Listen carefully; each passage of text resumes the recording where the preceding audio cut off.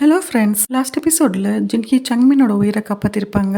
அதே டைம்ல doctor sim அவங்க கொலீக்ஸோட பேஷண்ட்டை பார்த்துட்டு இருப்பாங்க. அந்த பேஷண்ட்டுக்கு குண்டடிப்பட்டிருக்கும். இன்டர்ன்ஸ் எல்லாருமே இந்த பேஷண்ட்டை எப்படி ட்ரீட் பண்றாங்கன்றத ஸ்டடி பண்ண வந்திருப்பாங்க. இங்கே ஒரு டாக்டர் இருப்பாரு. இவர் name Sai. Doctor Sai lead surgeon. Doctor சாயால அந்த ஊண்ட்ல புல்லட் எங்க இருக்குன்றத லொகேட் பண்ண முடியாது. அங்க இருக்கிற சீஃப் டாக்டர் சொல்லுவாரு, இவ்வளவு நேரமா புல்லட்டை உங்களால ஐடென்டிஃபை பண்ண முடியலன்னா அந்த ஸ்மால் சைஸ் புல்லட் பிளட் ஸ்ட்ரீம்ல மூவ் ஆகி போயிட்டு இருக்கும். அது ஹார்ட் கிட்ட போயிடுச்சுன்னா பேஷண்ட்டுக்கு ரொம்பவே டேஞ்சரஸ்னு சொல்லுவாரு. டாக்டர் சாய்க்கு சீஃப் டாக்டரை சுத்தமா பிடிக்காது. உங்க ஹைப்போதசிஸ்லாம் நான் கேட்டுட்டு இருக்க முடியாது. நான் பேஷண்டோட ஊண்ட்ல உள்ள டிஷ்யூவை ரிமூவ் பண்ணி பார்க்க போறேன்னு சொல்லுவாரு. டாக்டர் சிம் டாக்டர் சாயை அப்போஸ் பண்ணி சீஃப் டாக்டர் சொல்றதுதான் கரெக்டா இருக்கும்னு சொல்லுவாங்க.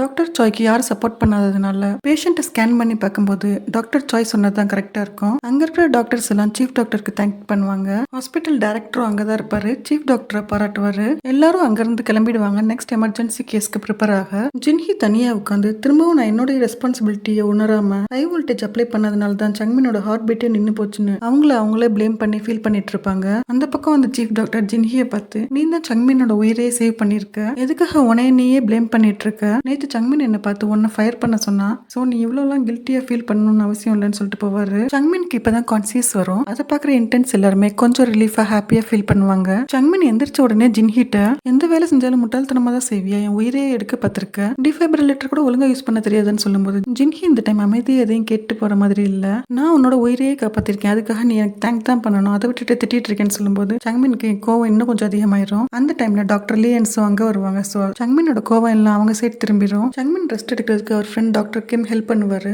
டாக்டர் கிம் சங்மின்ட்ட, உன்னோட உயிரை உன்னோட எக்ஸ் வைஃப் ஜின்ஹி தான் காப்பாத்தினா, உனக்கு கண்டினியூஸா செஸ்ட் கம்ப்ரஷன் அதோட சிபிஆரும் பண்ணி தான் உயிரை காப்பாத்தினான்னு சொல்லும்போது இப்பதான் சங்மின் கொஞ்சம் கம் டவுன் ஆவாரு. நெக்ஸ்ட் டே ஒர்க் வரும்போது ஜின்ஹிக்கும் சேர்த்து சங்மின் கூல் ட்ரிங்க்ஸ் வாங்கிட்டு வருவாரு. ஜின்ஹி சங்மினை பார்த்தோன்னே ரொம்ப ஹார்ஷான ஆட்டிடியூடோட பேச ஸ்டார்ட் பண்ணுவாங்க. ஸோ சங்மின் எதையுமே பேசாம அந்த கூல் ட்ரிங்க்ஸையும் கொடுக்காம மறைச்சு வச்சுக்குவாரு. எமர்ஜென்சி வார்டுக்கு இப்போ ஒரு பேஷண்ட் வந்திருப்பாரு. அவருடைய பிஹேவியர் பார்த்த உடனேவே சங்மின், இவருக்கு பிரெயின்ல இன்ஜூரி ஆயிருக்கும், அதனால தான் மெமரி லாஸ் ஆயிருக்கு, அதோட அவரால் சரியா நடக்க முடியாத காரணம் ஸ்பைனல் கார்டில் அடிபட்டிருக்குன்னு சொல்லுவாரு. இவ்வளோ அக்யூரேட்டா சடனா டயக்னோஸ் பண்ணதுனால சீஃப் டாக்டர் சங்மினை பாராட்டுவாரு. லஞ்ச் டைம்ல சங்மின் ஒரு டேட்டுக்கு போயிட்டு இருப்பாரு. அவங்க அம்மா தான் அரேஞ்ச் பண்ணிருப்பாங்க. ரொம்ப கம்பல் பண்ணி சங்மினை போக சொல்லியிருப்பாங்க.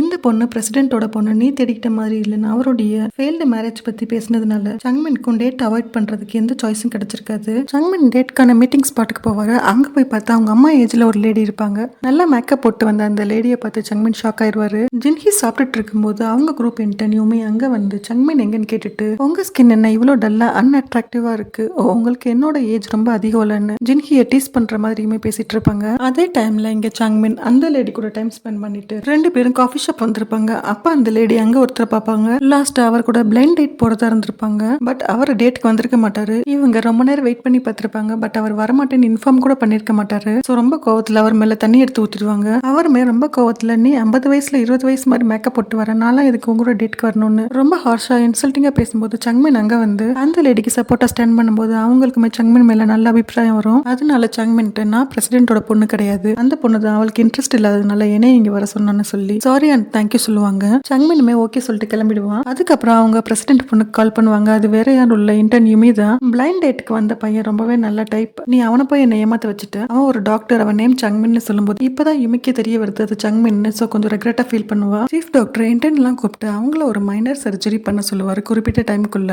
இவங்க டோட்டலா 6 intern. Doctor Cho and Lee join பண்ணிக்குவாங்க. டாக்டர் கிம் அண்ட் யூமியும் ஜாயின் பண்ணிக்குவாங்க. சங்மின் ரிட்டர்ன் வராததுனால ஜின்ஹி மட்டும் தனியா சர்ஜரிக்கு வேண்டிய இன்ஸ்ட்ருமெண்ட்ஸ் எல்லாம் கலெக்ட் பண்ணி அதுக்கப்புறம் சர்ஜரியை தனியா செய்யறது அவங்களுக்கு கொஞ்சம் டிஃபிகல்ட்டா இருக்கும். கொடுத்த டைம்ல ஜின்ஹியால சர்ஜரியை கம்ப்ளீட் பண்ண முடியாததுனால சீஃப் டாக்டர் ஜின்ஹிக்கு கிரேட் கம்மியா கொடுத்துட்டு சர்ஜரியை ஃபுல்லா கம்ப்ளீட் பண்ண சொல்லிட்டு போயிடுவாரு. ஜின்ஹி சர்ஜரியை முடிச்சிட்டு சீஃப் டாக்டர் கிட்ட கிரேடை ரீகன்சிடர் பண்ண சொல்லி கேட்கலான்னு போவாங்க. சங்மின் லேட் ஆயிடுச்சுன்னு ரொம்ப பதட்டமா வேகமா ஓடி வந்து இங்க ஒரு சீன் பார்த்து ஷாக் ஆயிடுவாரு. ஜின்ஹி சீஃப் டாக்டர் ஹக் பண்ணிட்டு இருக்க மாதிரி போசது. ஆக்சுவலா ஜின்ஹி சீஃப் டாக்டரோட டோர் ஓபன் பண்ற டைம்ல சீஃப் டாக்டர் அந்த சைட்ல இருந்து டோர் ஓபன் பண்ணதுனால ஜின்ஹி பேலன்ஸ் இல்லாம ஒரு மேலேயே வந்திருப்பாங்க. சீஃப் டாக்டர் சங்மினை பார்த்ததும், எமர்ஜென்சி டிபார்ட்மெண்ட்ல ஒர்க் பண்ணணும்னா உங்களோட பர்சனல் மேட்டர்ஸ்லாம் லீவனுக்கு தான் பாத்துக்கணும், பிரேக் டைம்ல கூட எமர்ஜென்சி டாக்டர்ஸ் அவைலபிளா தான் இருக்கணும், நம்ம இங்க இல்லாட்டினா பேஷண்ட்ஸோட நிலைமை என்ன ஆகும், ஸோ இனிமேல் இந்த தப்பு பண்ணக்கூடாது, இது கண்டினியூ ஆச்சுன்னா உன்னை ஃபயர் பண்ண வேண்டியது இருக்குன்னு சொல்லுவாரு. இந்த டென்ஷன்ல இருந்து ஓவர் கம் பண்ணி வரதுக்குள்ளேயும் ஜின்ஹி அண்ட் சங்மின் ஒரு பேஷண்ட்டை ரெக்கவரி ரூம்க்கு ஷிஃப்ட் பண்ண அசைன் பண்ணிருப்பாங்க. லிஃப்ட்ல கூட்டிட்டு போகும்போது லிஃப்ட் மால் ஃபங்க்ஷனால ஸ்டாப் ஆயிடும். பேஷண்ட்க்கு ஈசோஃபேகஸ் அதாவது உணவு குழாயில சிவியரா அடிபட்டிருக்கும். அதனால அவர் மூச்சு விட முடியாம ரொம்பவே கஷ்டப்படுவாரு. சங்மின் சீஃப் டாக்டருக்கு கால் பண்ணி இதை இன்ஃபார்ம் பண்ணும்போது சீஃப் டாக்டர் பேஷண்டோட ஏர் பைப் அதாவது மூச்சு குழாயை ஓபன் பண்ணா மட்டும்தான் பேஷண்டால பிரீத் பண்ண முடியும் முடியும்னு சொல்லுவாரு. சங்மின் ஸ்கேல்பல் எடுத்து சர்ஜரி பண்ணலான்னு ட்ரை பண்ணும்போது அவருடைய கை ரொம்பவே ஷேக் ஆகும். ஜின்ஹி சங்மின் கையை பிடிச்சு உன்னால இதை பண்ண முடியும்னு சப்போர்ட் பண்ணாலும் சங்மினால இந்த சர்ஜரியை பண்ண முடியாது. சங்மின் கைட் பண்ண ஜின்ஹி அந்த சர்ஜரியை பண்ணி முடிப்பாங்க நல்லபடியா. இப்போ லிஃப்ட் ஓபன் ஆயிடும். டாக்டர்ஸ் எல்லாருமே லிஃப்ட் முன்னாடி தான் வெயிட் பண்ணுவாங்க. எல்லாரும் சங்மின் தான் இந்த சர்ஜரியை சக்சஸா பண்ணி முடிச்சான்னு நினைச்சு சங்மினை பாராட்டுவாங்க. பட் சங்மின் ஜின்ஹி தான் பண்ணான்னு சொல்ல ட்ரை பண்றதுக்குள்ளேயும் ஜின்ஹி ஸ்டாப் பண்ணி உன்னோட கைடன்ஸ் தான் நான் ஃபாலோ பண்ணேன், சோ இதை யார்ட்டையும் சொல்ல வேணாம்னு ஸ்டாப் பண்ணிடுவாங்க.